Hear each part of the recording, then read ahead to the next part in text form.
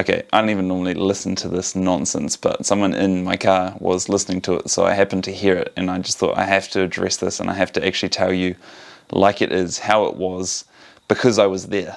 So our Speaker of the House decided that they'd turn the sprinklers on to deter protesters while it was raining, while there was also supposedly water restrictions. How insane. Then they started putting some speakers up along the terrace and they started playing horrible music, which didn't make any difference because people are there for an absolute reason, and if they play anything, it's not going to change a thing. This pointless. If the deluge didn't deter them, will musical torture? Apparently not. 2 days ago, police said that they were working with council to shut down such operations. The council is aware of this food-making operation here in a former garage. As you can see, they weren't too pleased to see us, and it can get pretty hostile in there. And that's the reason why the council don't want to send their people into places like this without the support of the police. Then they are talking about the place where the food has been brought from. People bring food to this place and then food gets taken down to the protest. And they're saying that it was hostile and that the council don't want to send their people in there to shut it down. Hostile, it's anything but hostile. It was one of the most amazing places that I've seen in a long time. It was just a steady stream of people bringing food from all over, donations from all over the country, and people coming together to unite to support the protests in any way that they can, donating so much stuff. Like, there was so much there. They've actually put the brakes on asking for donations because there's so much. So the mainstream media saying this like they are is just completely false. It's not hostile at all. The only reason the mainstream media say things like this is because they're not welcome, because they put a spin on it every single time. A spin that isn't true. I was literally standing outside it. Here's the clip from Instagram. This is really nice. It's like random strangers. Not many of us even know each other, but everyone's just helping for what's going on. So many people dropping food. It's really awesome to see. Big operation going on behind here. Protesters seem to be gaining more ground. They say the protest appears to be gaining more ground. Yeah, because more and more people are feeling like this is actually going to change the fact that these mandates and all these other things aren't helping anything. What are they even changing? People have had enough of being dictated how many shots they need to go and step in line for in order to have their freedoms back or to retain their job, and all sorts of other insane agreements that people should, in my opinion, in no way accept or even agree to. But here we are. More and more people are waking up to what is going on, and it's great.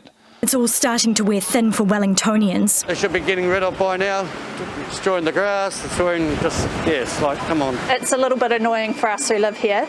I think the police are doing the best they can. Slightly annoying. Yeah. Should probably just go home, I think. The party's still in full swing tonight, with little sign of slowing down. Oh, and then you've got these people sharing their opinions, destroying the grass, and a bit annoying. What about the whole 2 years of life on pause because of what the government has dictated? You must live your life by this, and have lockdowns which have achieved what? Then you've got this idiot wearing his mask down below his nose, so that's achieving fuck all, and saying they should probably just go home. I mean, they're fighting for people to have the choice to decide what they do and don't get injected into them, for future generations, for kids that can't even make their own decisions. The parents are going to be making them for them based on what the news spews at you.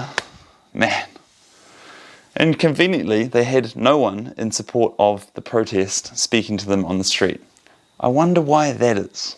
They want to return this protest to a lawful protest and open up the streets of Wellington again. They want to attempt to turn this into a lawful protest. Oh man, it's like day 7 and it's still going. Lawful protest. How about listen to what the people are saying, end the fucking mandates, and then we can all go home. The police don't have to stand in the rain by themselves, staring at us, doing nothing to harm them, and then none of us have to be there. Let people, with their own brain, decide whether or not they do or don't want to shop. There are many things that are killing far more humans that need addressing, which have been paid zero attention to over the past 2 years.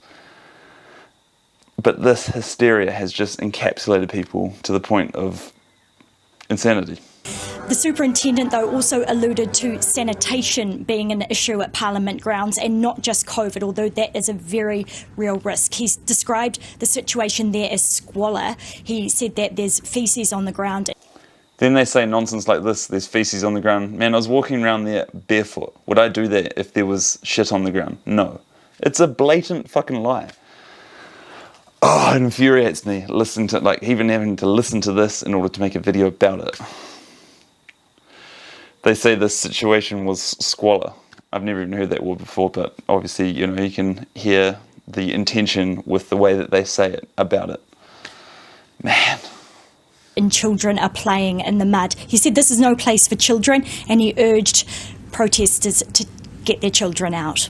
Oh, this is no place for children. Well, the kids that I saw looked happy enough, and no one's got a gun to their head saying, you must be here. If they wanted to leave, then I'm sure they could say to one of us, anyone walking by, hey, I don't want to be here. But no, that didn't happen, you know. So again, they're just saying things in a way that sounds bad to make it look bad, even though they're not even going to address the main thing that we're trying to talk about. Oh, this is no place for children. What about sending your kids to school with muzzles on their face for 8 hours a day?